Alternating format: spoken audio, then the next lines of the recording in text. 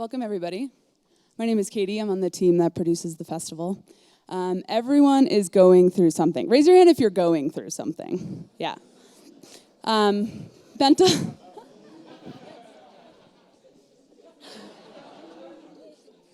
Of course, mental health is a huge issue in this country. If it's not affecting you, it's probably affecting somebody you know.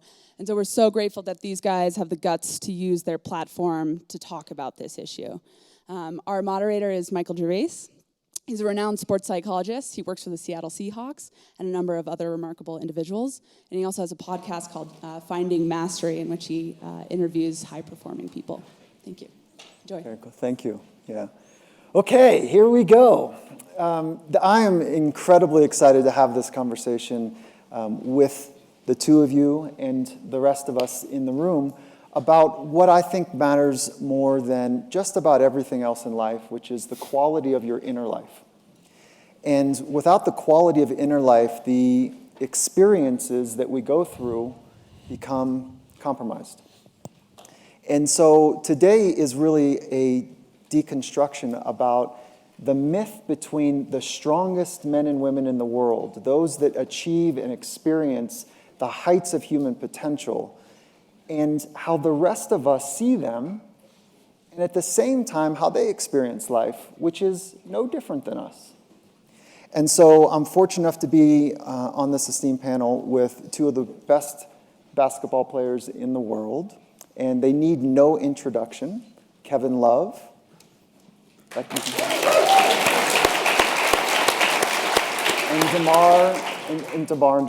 And DeMar as well. So DeMar,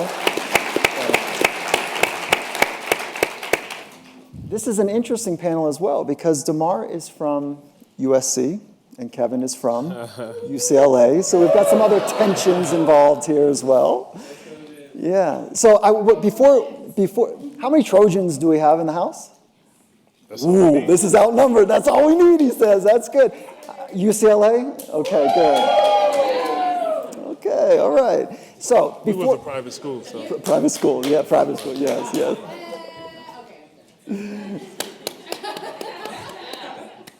Okay, so before we jump into really understand their perspective on mental health and humanity and elite human performance, I want to set the tone for just a moment, and then I hope to get out of the way and to allow them to express what matters to them and how they understand themselves and other humans in the world. So let's do this for a second. We're going to talk about depression. And depression is a serious condition. And as a psychologist, I want to give you a couple gems to wrap your head around. Depression and anxiety are kind of the opposite sides of the same coin. They are mood disorders. There's a struggle with the way we think and the way we feel relative to how we think we should and feel. And so there is a list of characteristics to qualify for depression. And that cluster is important to understand. So this isn't like a bad mood. This is not like, I feel sad today. You need to have 2 weeks where you're struggling. And there's 9 criteria. You need 5 of those 9 criteria. Here's a few of them. Disruption of sleep. Well, I think most of us have that. Would you say that? Okay, so disruption of sleep is one. You need to have a sense of depressed mood. There's an agitation, an internal scratchiness that comes with depression and anxiety.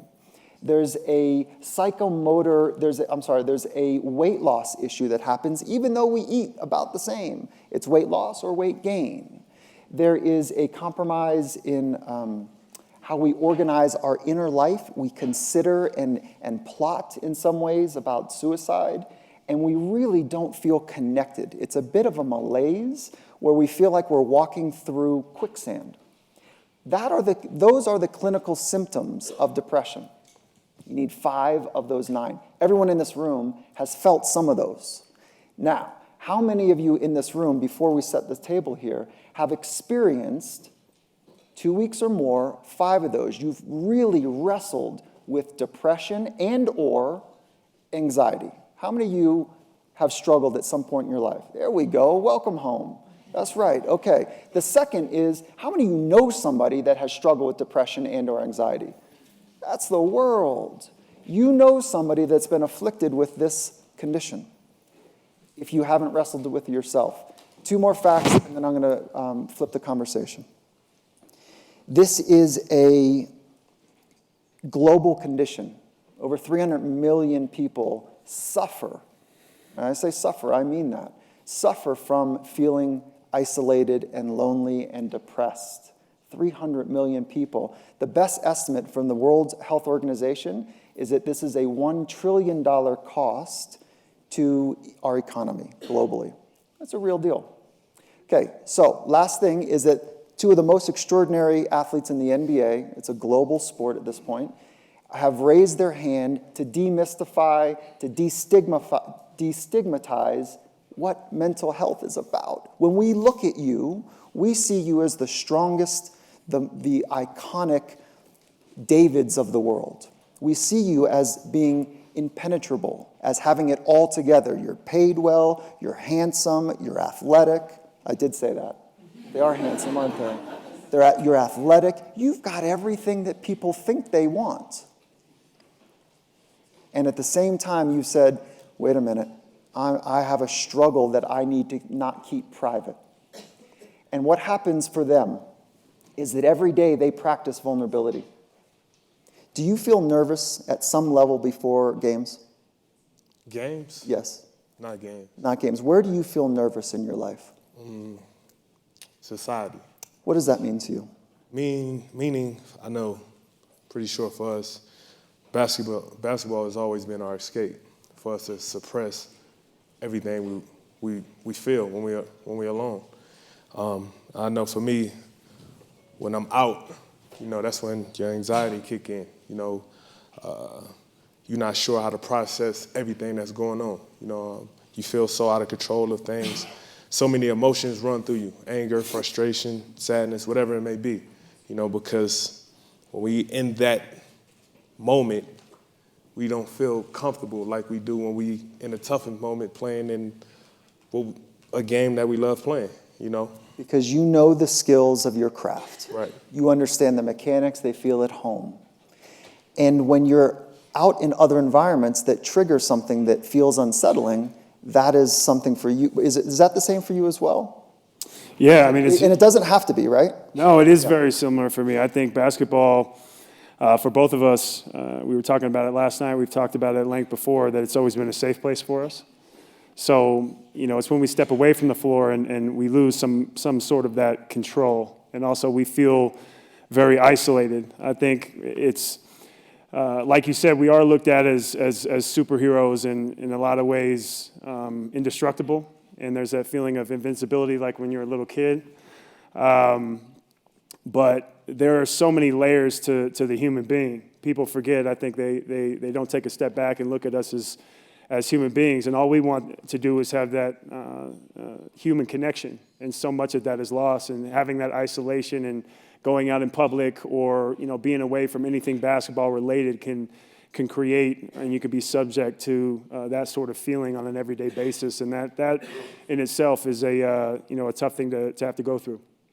So, DeMar, walk us through what happened. And the 2 of you walk us through your experiences of why you wanted to talk about and not suffer personally, but to actually say, hey, I'm in this thing, and I'm hurting, I'm struggling. Walk us through that story to bring people into it. I think for me, over a year, especially my career, this will be my 11th year in the league, I think I got to a point to where I suppressed so much pain, so much sadness, so much aggression, night in, night out. But at the same time, you see yourself getting praised for so much as well. And you look at it from the standpoint of, that's not really me. That's not really how I feel. I want somebody else to see how I really feel and acknowledge that and not praise me for,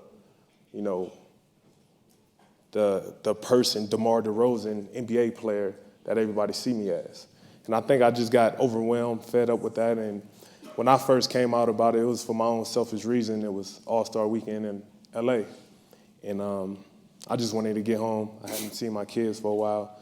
And I get home, as soon as I get to LA, I see myself on posters on the side of the hotel, like just everything, just coming at me. And all I want to do is go home and see my kids.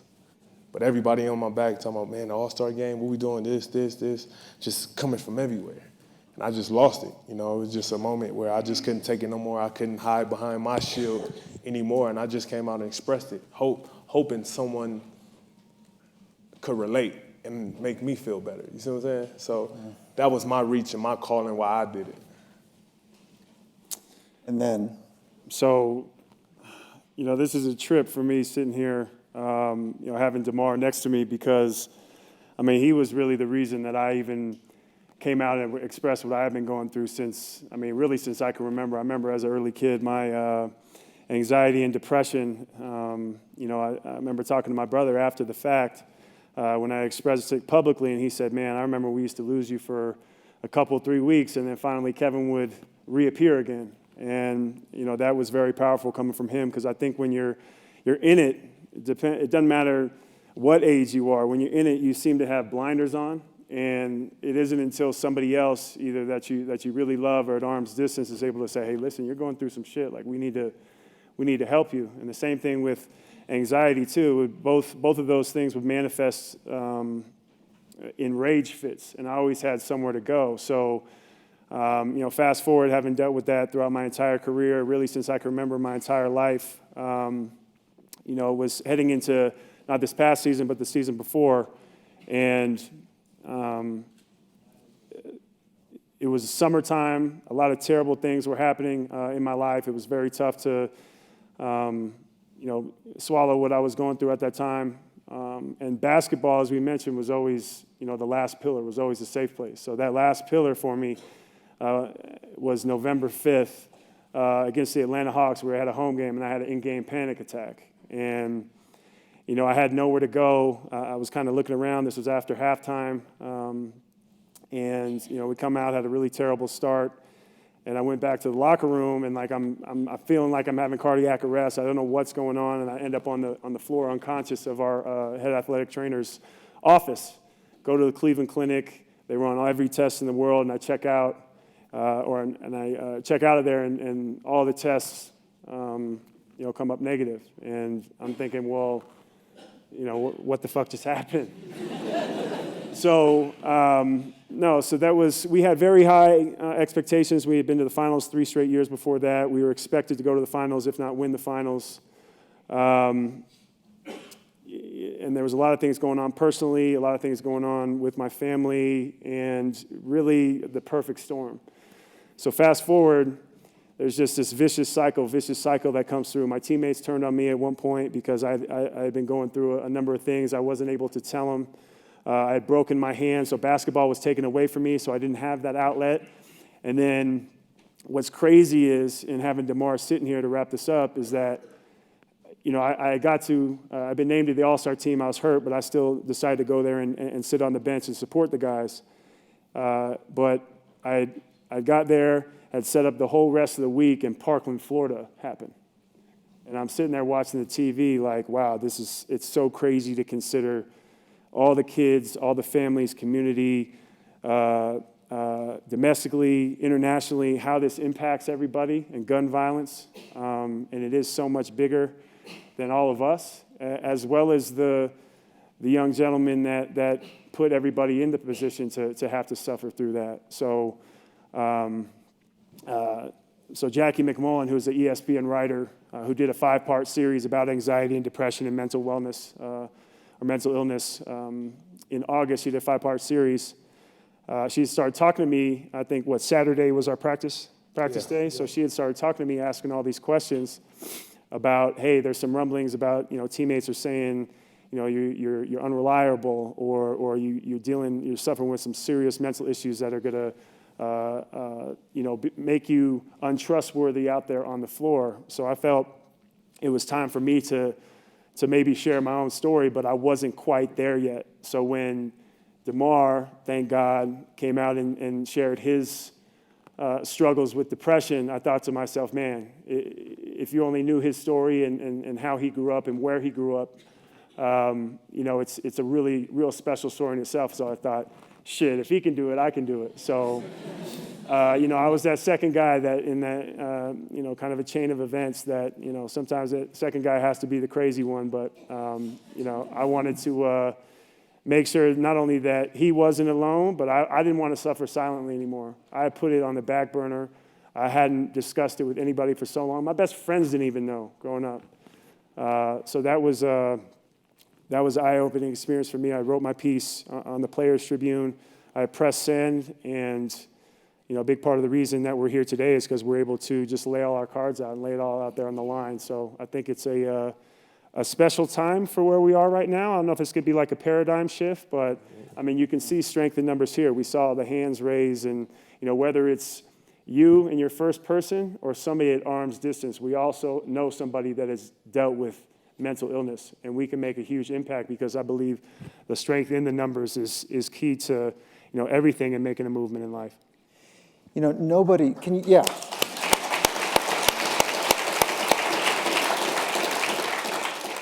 Nobody does it alone. The fact that you had the courage to say, I can't do this alone anymore, and I want to be connected. And Kevin, for you to have that sense that I want to have a deeper meaning and purpose and not to privately suffer anymore is one of the great courages. Vulnerability is one of the great courages for humanity. And none of us do the extraordinary without understanding the space of vulnerability. And can you sense the vulnerability that they have even right now to put words to something that traditionally has been taboo? And to break taboo is a remarkable feat. And so in context of that, DeMar, if you were to have a scale from -10 being the most depressed you could imagine, and +10 being the most vibrant and alive, the most joy you can imagine, and 0 would be kind of right in the middle, where are you today? Right now, in this Right, moment? yeah, right now.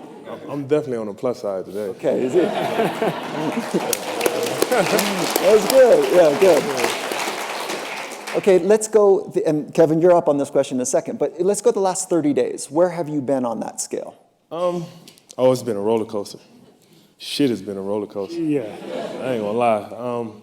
But me being more aware of it and being able to have, people in my life now that I open up with and able to talk to, or even in times just checking on me in a sense of having a conversation, clearing my mind, helping me try to identify what's causing my moves, kind of shorten them stints when before they'll linger on for a couple of days, a couple of weeks. So, granted, I still have my moments, but now being more vulnerable, willing to be more vulnerable and having somebody to talk to get me out of that space a little bit quicker has definitely been more helpful than before. Yeah, and so the vulnerability to speak one's truth is available for everybody, and it's not until we get into that space of vulnerability do we really get connected to others. That's just how humanity works, and it's hard. So quick show of hands, how many of you have felt extreme vulnerability in your life? That's what it's about. That's where growth happens. That's where deep connection takes place. And it's rare, and I would bet that you haven't done enough of it. And these two men are reminding us of the importance to do that. So Kevin, where have you been on the scale? Where are you now, right now, for context? Right -10, now. +10. Right now? Yeah. Well, I always relate it to, I don't know, you might have heard me talk about this before, but at least with my anxiety, I wear it every day. To me, it's like a weighted vest. I wake up in the morning, been a feeling in my chest, and we had talked about that I felt since, it's always been there.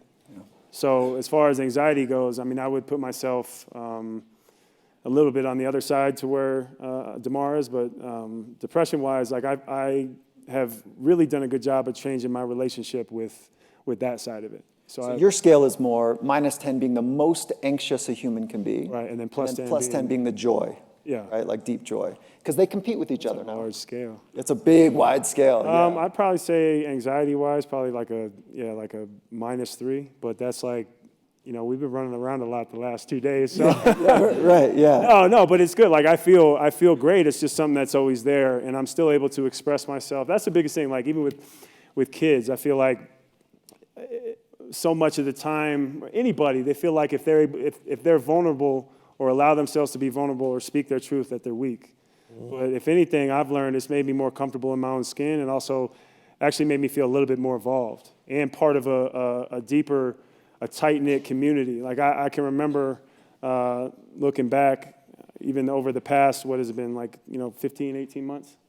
How long has it been? Yeah. I mean, it's crazy to see, everywhere we go now. I know DeMar, it's probably similar, but people will hold up signs talking about mental health. People, you'll come and speak to them after the game. People that have even, kids young as 8 years old that have tried to commit suicide, have gone to the emergency room for those type of thoughts. And those, I know that we'll probably get into that too. Those numbers are staggering. So just being able to be that superhero in that way for those younger kids and that next generation is a beautiful thing. So I think that higher purpose for both of us, I feel like I can speak for both of us when it comes to this, is like made us really change in how we look at our own depression, and it's made us feel more comfortable in our own skin that we're able to pay it forward, and we're doing it for a higher purpose. I love that. Harvard did a 75-year study where they deconstructed fulfillment. You could put that word purpose in, and they took a look at what are the main factors for people to live a fulfilled life. And one of them is that they grokked and wrestled with the difficult challenges and the difficult questions of life. And you guys are doing that. The second is they had really powerful relationships. To have powerful relationships, we have to be vulnerable and speak our truth so that someone can receive us and in return, hopefully do the same for them. Now, depression, there's at least two ways that depression happens. People can be born with some wiring and some chemistry that just kind of happens, right? And then the second way is people can earn depression and anxiety. So you can talk yourself through and talk yourself into a chronic state of anxiety and depression. You got to earn that. And it's sometimes we're not aware of what we say to ourselves, how it impacts our physiology and our emotions, and ultimately our ability to live well. So when you guys deconstruct this, do you think that you had the organic type where you're kind of born? It sounds like maybe, Kevin, you struggled with that early days. Yes. And then do you think that you earned yours through a pattern or a thought pattern that just kind of got away from you? At one time, maybe it worked? Yeah, I think I grew up extremely rough, seeing a lot of things before my mind was even fully developed to comprehend a lot of things that put a dark spell in my mind as I carried on as I got older, that I never understood it when I was young until I was able to look back at it as I got older, and I started to realize why I feel this way. I started to question so many things and wonder so many things, and why my rage, my anger, my moods, and everything shift so suddenly. Yeah. Or I could be around a group of people but yet feel so alone. So many things used to come to my mind, and I definitely think it's a lot of things that I've seen, that I grew up, that I had to witness, that I made it through. And I just got to a point to where I just want to understand it. I want to know why it's carrying on with me, because I don't want to be that person when I retire, be miserable with a bunch of money and just hate, I don't want to be that person, you know what I mean? I really want to get to a point where I'm just happy. I felt myself going the wrong way with this depression, anxiety, and so many things that carried over from when I was young. So, one of the mechanisms from very early stages in our life that are traumatic and heavy and hard and difficult and beyond our years is we can develop this constellation of symptoms that snap to what's called PTSD, post-traumatic stress disorder. And it's actually a really bad name. And PTSD and depression hang out with each other. It's a bad name because there is trauma, but really what happens for people is that they organize their life to try to avoid re-traumatization.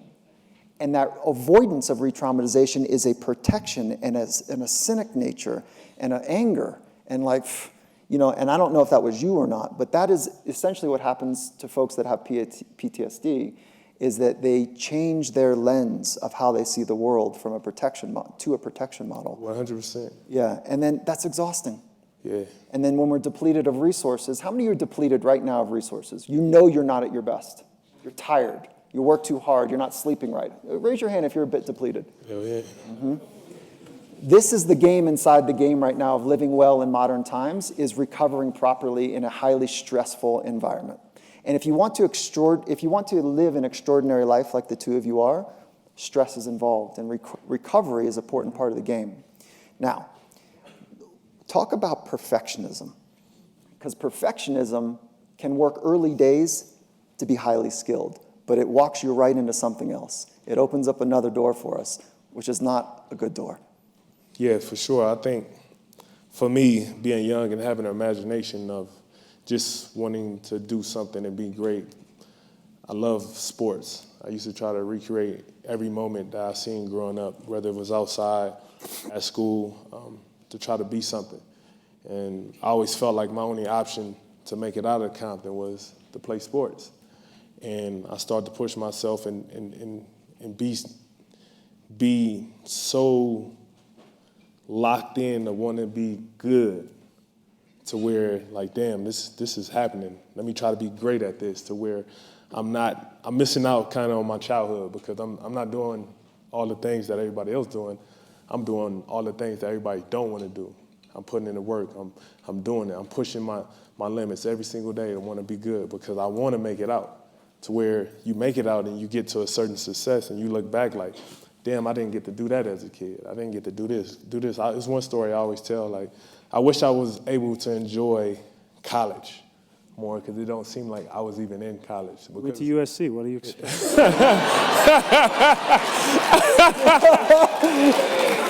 DeMar, you walked right into that. I did. DeMar's being He was begging for that one. thoughtful, and then UCLA comes out of the corner like, He did. He did. He did. Yeah, He did. God damn, that's fucked up. Kevin, be careful now, because it's coming back. I didn't go to college for that long. But, Oh, there we go. Good. but still, like, my whole mindset going into college, instead of looking at it like it's such a great honor, I'm looking at it like, okay, I got these X amount of months to work my ass off because I'm going to the NBA. That was my mindset, to where everything else was a blur. You know what I mean? So that carried over with high school, you know, my everyday life, because all I wanted to do was work to be something or somebody to make it out. So, Kevin, before you grab that thread, because this is really important, DeMar, is that when I hear that as a psychologist, I go, ooh, like, okay, here we are. Because there's this concept called identity foreclosure. And identity foreclosure is when you stop exploring other parts of our identity. And as a young talent, if you have a young talent in your life and they're extraordinary at what they do, please talk to them about everything other than the thing that they're extraordinary at. Because they foreclose their identity. And what happens, if I could take a moment, DeMar, is that what you did is you said, I am an athlete. Right. And then I matter based on my athletic prowess. So when you go test yourself athletically and it's not going to maybe be good, then you don't matter. Mm-hmm. Can you relate to that? For sure. That's a really tortured way to go through life, but it will get you good. Right. At an early stage, it'll get you great. I mean, look where you are. Yes. And it's such a messed up thing when you think about it, because you look at the world today, that's why we get stereotyped and just looked at as athletes when we have so much more to offer. That's right. You know, like, you know, I got to that point to where it's like, shit, I'm more than a basketball player. Mm-hmm. Like, my kids look at me like I'm the greatest person on earth. They could give a damn if daddy had a bad game. That's you know right. what I mean? Like, That's right. like, so when I had my first daughter, that changed my whole perspective on looking at life. Like, and it gave me a different type of appreciation to want to have for myself, you know, because I am looked at more as something greater than just an athlete, because we only going to get to do this for so long. That's right. You know, but we put everything we had into this, you know, but at the end of the day, so I'm a man at the end of the day. Like, and I want to be looked at as a man, because I look at every individual on earth like they're an individual. I don't care what they have, what they don't have. And that's what's wrong with the world today, because we look at somebody for who they are or who they perceive to be. Right. A lot of people find insecurities on not being accepted for who they try to be. Just be yourself, you know? Yeah, I can actually speak to that. That's a great point, is that, mental illness and mental wellness as a whole, it doesn't discriminate. Doesn't matter where you're from, what gender, socioeconomic status, nothing. None of that matters. Throw that out. It doesn't discriminate. So I can remember last year, it was game 4 of the finals. Yes, we got swept, so there's your little... Shit, y'all swept us. Yeah. Y'all Kevin, swept you us. got there before he did. That's not quite fair, right? So that's what, that was a defense mechanism. That was sharp. Yeah, well played. Well played. No, but it was game 4 of the NBA Finals. I remember waking up. I mean, I was, and still am, as a couple people, Shannon and Kate here as my witness, a Anthony Bourdain fan. So I watched a ton of Parts Unknown. I felt like I had traveled the world with the man. I felt like, he got to go, he was universally well-liked, had money, had a great family, got to travel everywhere, ask the best questions, and eat sometimes good food, sometimes shitty food. But yet he still took his life. And in that same week, Kate Spade had taken her life because she felt, oh my God, it's going to hurt my brand. If I admit that I'm going through these certain things, then it's going to hurt my brand. So to me, it just taught us that, and us being up here now, is that success is not immune to depression.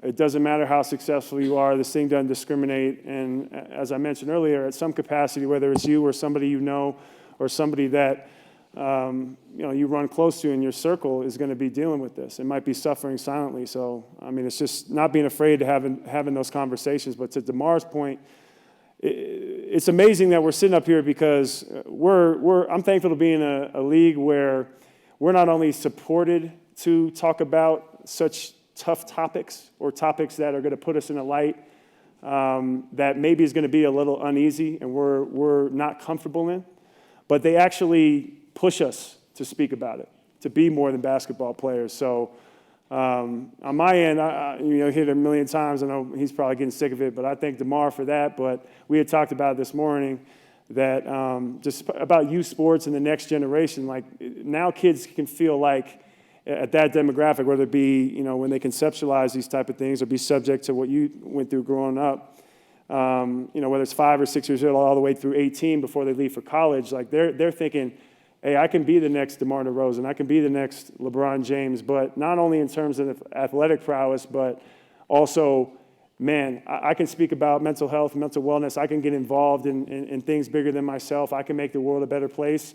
And I use the example of LeBron James because he's so close and near and dear to me, is that he started a I Promise school, which is a school K through 12 that is basically pushing kids into college and giving them scholarship programs and dumping so much money into the youth in the greater Ohio area. So it is so much more than basketball. It is so much more than success. This is all of us. And I think as an individual, we just want to be able to be, looked at as a person. And I hope, if anybody have ever spoken to DeMar or spoken to myself or guys in the league, there's some times where, we kind of want to be left alone and be in our space. But if you just take a time to connect with us on a personal level, I think that you'll really feel that authenticity and that we are human beings and we want to make positive change in this world. So I think it's only special and it's only the tipping point here for what we can accomplish, especially in our league. It really does feel like a beginnings of shifting for a global conversation about flourishing and wellness. And it's not necessarily about mental illness, but it's about how to organize our inner life to flourish in life. And it is independent of geographic region and ethnicity. Now, that being said, that in gender, women are more in danger for depression than men. And interestingly enough, globally, is that the U.S. and affluent countries are at more risk than countries of poverty. That's an interesting thought because one of your colleagues, Charles Barkley, had something to say about depression. Do you want to respond in any way to his take on depression? You mean saying that we have all the money in the world and we shouldn't be depressed? Stupid. Stupid. That's right. That's right. Matter of fact, maybe that the old insight that more money, more problems is actually true. And that being said, it does not mean that all of us in this room don't struggle. 50% of folks in the U.S. have had an episode, a serious episode with depression. 20 to 25% have struggled with something grave and serious. Of that 25%, some of you in this room, some of your loved ones, 39% have thought about suicide. How about it? So as a personal disclosure, I lost a family member to suicide. So it's amongst us.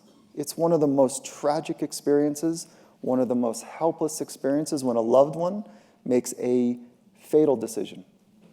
And my hope with the two men here that are changing the conversation about wellness and flourishing is that we make change. And so this conversation is not good enough, not alone, but we need to make change in talking about investing in the inner life. And it's not complicated. Mindfulness, it's a great, powerful tool. Self-talk, how you speak to yourself about your potential, the ability to breathe, to regulate your emotions. These are available to all of us. They require training. And these men are dedicated to growth.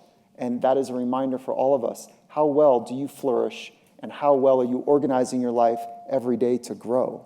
And Kevin, I know you had your hand up, and I just kind of went on, and I got on my Oh, it's soapbox. great. I'd like to Listen, get down for a minute. I'm just being a sponge for growth right now. Like, you're the expert. No, yeah. We're all in it together now. No, for sure. But I'm just saying, like, I'm still, that was one of the first things I said. I still say it to today, and I feel like it's going to be life work for all of us here. But, like, I don't know all the answers, so I just cling to for sure. all of that. You did. I done learned last 2 days. You done. Yeah. I don't know the answers either. But I have spent my life trying to understand how the inner world works. And I couldn't tell you when, this is going to sound twisted, but when you said, I'm severely depressed, I said, yes. You know, like, you're going to change a lot of lives. Yeah. Kevin, when you said, hey, me too, I said, oh my, yes. And so we don't need to get to mental illness to get to the other side. We can say to ourselves, like, hey, let's start now. Wherever I am on that spectrum, let's start now getting better. Yeah. And so can you teach us, how do you get better? How are you working right now? What are you doing to get better? Well, for me, the first thing I did was I saw a therapist. I mean, that was literally the first thing that I did. I think it was even less than 48 hours after the fact, because I was just the guy in the mirror that looked right at him and kind of avert my eyes because I didn't pass the mirror test. I didn't like what I was seeing. And a lot of that came from just looking within myself and thinking, man, I don't want to, and that was kind of to DeMar's point too, like I wasn't able to enjoy my youth or time in college, or even, this heading into my 12th year, I'm a year ahead of DeMar, just not enjoy all my time. So I didn't want to look back and think, man, what was I chasing? I didn't do it for the money. I think, I'm not saying that's, I mean, that's it's a great currency that matters, but it's not the only currency that matters. I think time is like, I've been trying to adjust my time and be better than the people in my life just by, breaking down the 168 hours every single week so that I can focus on my core competencies, whether it be, my business or my sport, or whether it be my relationships, or whether it be, my hobbies. I'm trying to be into a lot more. So I think, it all started off with seeing a therapist. Shortly then after, I started using. I was one of the people that medication has really helped me in a big way. I started to adopt meditation more into my life. I know that some of us in here and elsewhere, when you say you meditate, they kind of look at you like you have a tail or something. No, I think still working out, chasing the game. I think these guys probably want me to shut up about that analogy or metaphor I use is like, chase the game and everything good in life will chase you back, or chase what you love and everything you love in life. They hate what I'm saying, so they're leaving. Damn, y'all out. Yeah. Now, Kevin's full of it right now. I like it. Yeah. All right, I'm losing it here. No, but those are. I'll wrap it up and let DeMar speak. But those are just a few things that I've turned to that have been, very, very helpful for me. But the list is ongoing. Like I'm open to the possibility of anything, just to not only help myself, but even for my fund that I've set up, try to create tools in order to make big change in both physical and emotional well-being, because that's a whole nother can of worms when you speak about physical well-being and, what people are going through inside their bodies and how bad that can, mess with their brains as far as depression and anxiety as well. DeMar, before you tackle this, so deconstructed, you went and got help. You went to somebody who is learned about the inner life. You realized that time and the ability to be present is our precious commodity. You played the game of humor, kinda. Well, Okay. I do. That is one of the things when I was young too. Like I think as young. Wait, hold on. You didn't find that funny at all, did you? Like I was. Well, no, because like it was I do think it's funny, but really then I was work. like, some register in my brain, like, I have this thought about how when I was young, I would hide, and I still do it sometimes. Like I hide some of my insecurities or my depression, my anxiety, with humor. I think a lot of people tend to do that, and I think, especially as young men as well. Like I wasn't a bully by any means in high school, but I was one of the kids that I just wanted to be.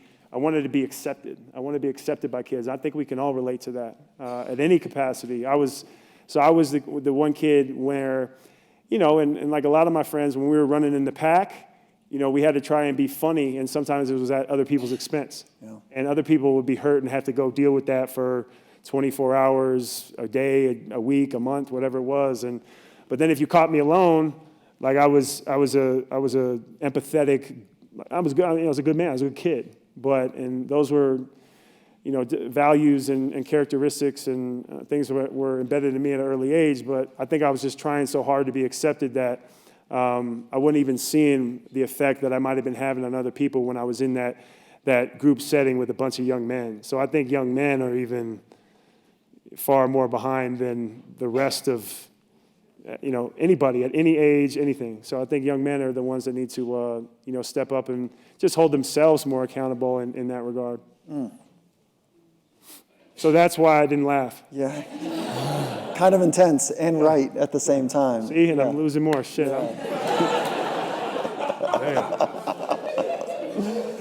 So DeMar, like pull on that thread, and as we're going, I want to hit two more things that you said: meditation, medication, and then giving to others. Those are all beautiful recipes for doing well and feeling well in life. It's about getting out and doing something proactively and helping the world to be a better place is actually a known therapy that's evidence-based.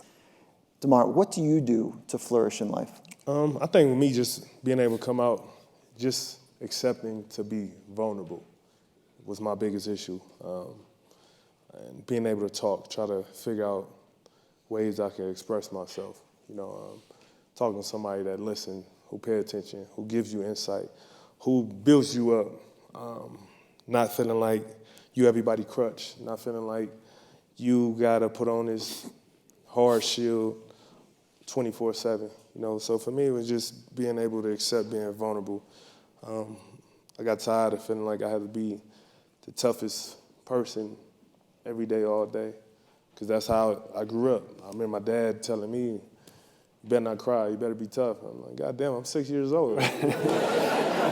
So carrying that over in the environment that I grew up in, and you just have to be hard all the time. So for me coming out, me being vulnerable, me accepting that, being able to figure out things, identify things, and more willing to want to do things. Before, I used to push away at everything. So for me, I talked to a therapist early on too, but not saying nothing wrong with it, but that wasn't for me.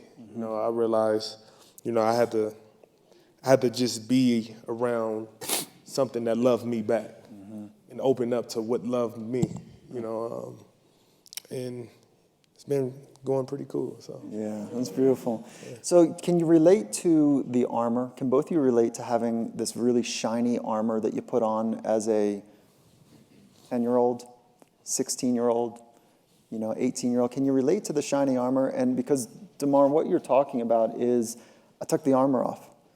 And I was tired of shining it up and carrying it around. I was definitely Iron Man. Tired, I was Iron Man for sure. You were Iron Man, yeah. And it's a really scary thing to take that armor off and say, okay, this is me. Well, it's the crazy thing about the Iron Man analogy, because when he first made his suit, it was way too heavy. And then he was like, you know what? My suit isn't working out for me. And he came back and he was still Iron Man. Yeah.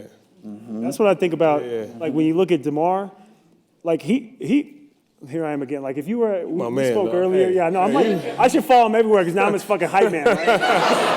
So, no, I was saying like, it just makes you more involved. Like I don't look at DeMar any differently than I did before. If anything, I'm like, yeah, okay, that's my guy, and he will still dunk on me and point at me and look at the camera. Like Come on. it doesn't change. As everybody, it doesn't change at all. Like he'll still knock your block off at any time he steps on the floor. He just is willing to admit that he's been struggling with something that, you know, a lot of us are afraid to admit. And at your own time, like it's fine. Like everybody, you know, goes through life at their own pace. Like, but I think at some point it's just really, really healthy to definitely shed some of that armor. And then, spoiler alert, I think he died in the last. He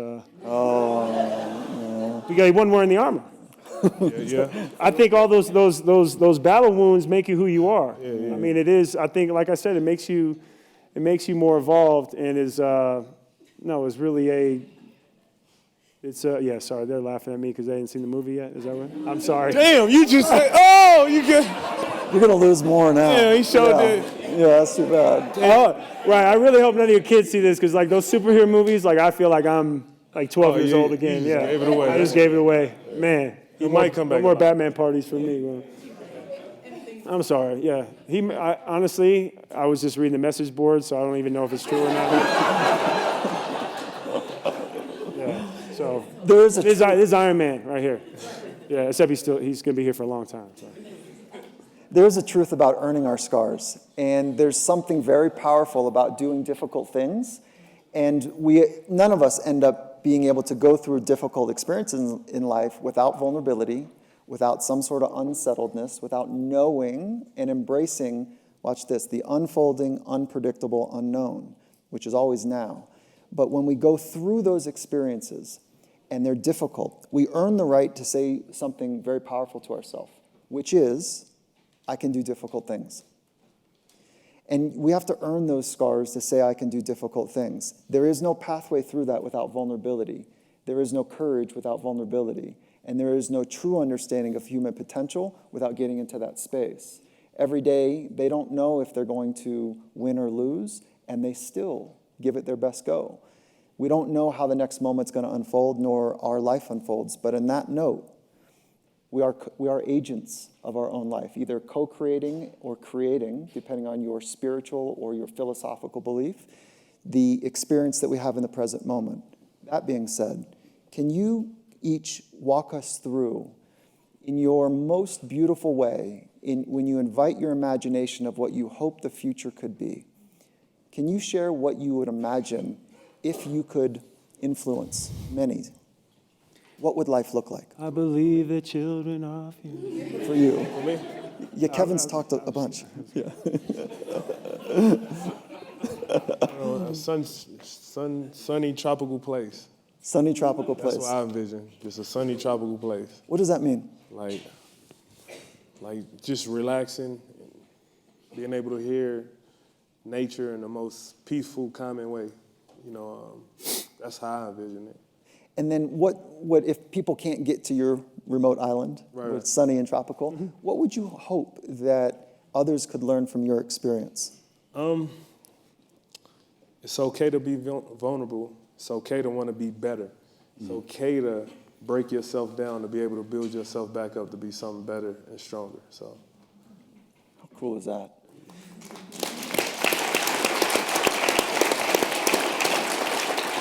Kevin, there's only... I don't know how to say it any better, so I don't know.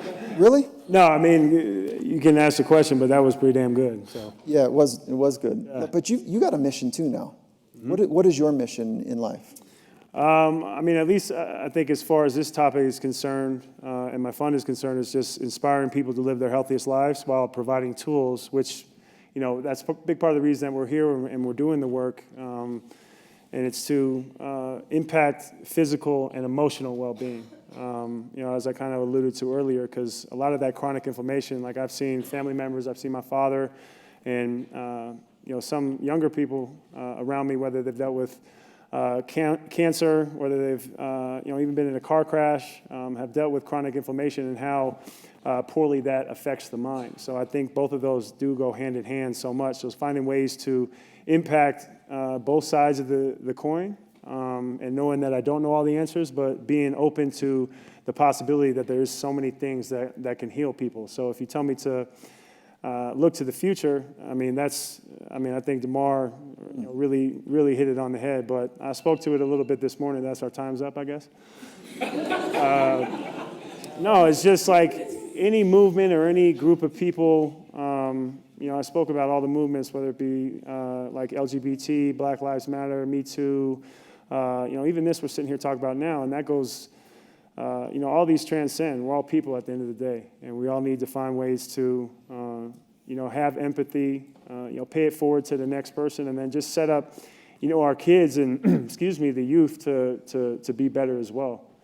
Because I think there is a lot of unrest or uneasiness, maybe especially in America, and a lot of that can be finger pointing and pointing in different directions. But if anything, it's allowed us to take a step back and say, okay, what do we really need? What is vital? What's important to us? So I think it's just continuing to have these tough conversations, to have open dialogue on these tough conversations, and then from there, I think the possibilities are endless.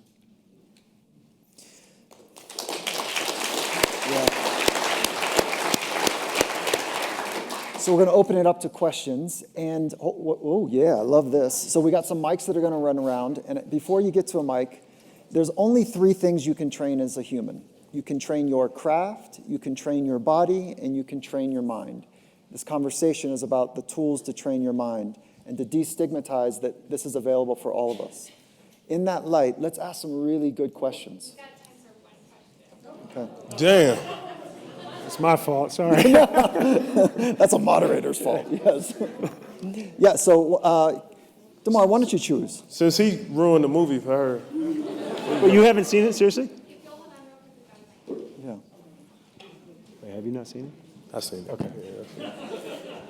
Okay. So, how did he die? No, I'm lying.